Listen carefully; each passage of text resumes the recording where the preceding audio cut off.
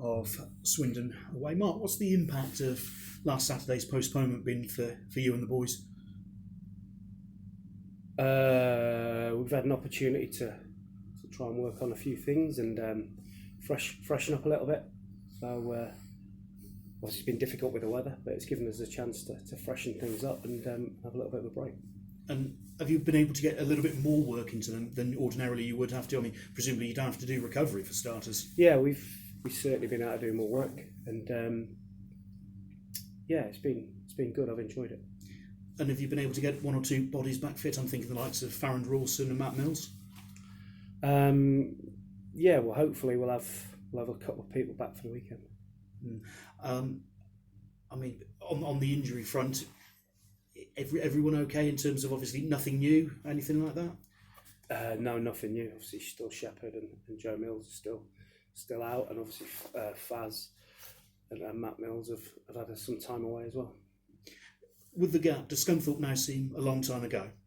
Yeah, it does. We've put that to the back of our minds, and we don't forget about it.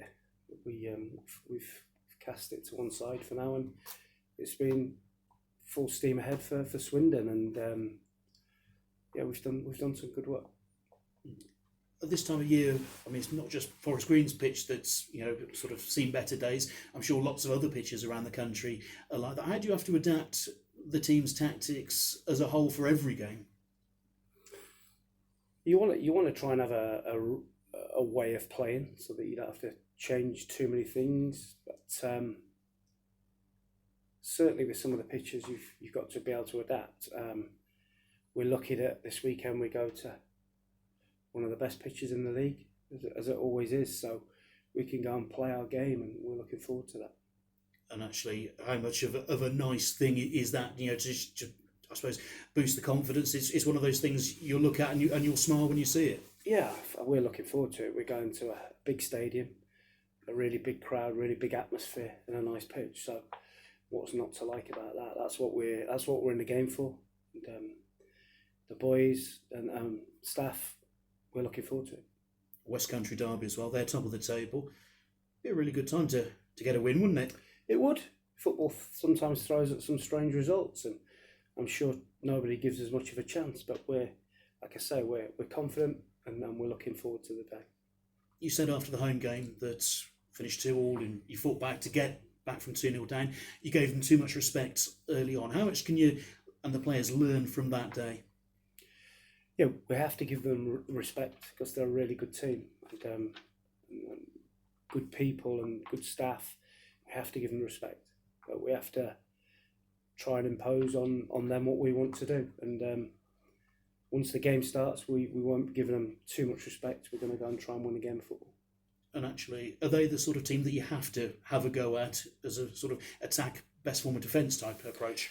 Yeah, I think a lot of teams, because Swindon have done so well, especially at home, a lot of teams will probably go and sit in and try and soak it up and play straight into Swindon's hands, but we're not too good at that.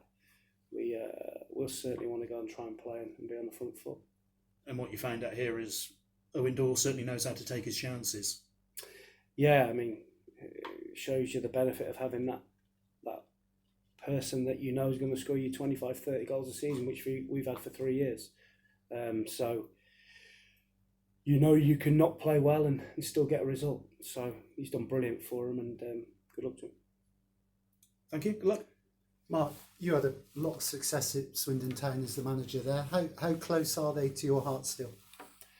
I think football is ships in the night, isn't it? You move on, and I enjoyed my time at Swindon. We had some good times and some good young players, but things move on. They've got a really good manager now, really good team, and they're looking forward. It's probably one of the clubs, your former clubs that you do go back to, you probably normally get quite a warm reception.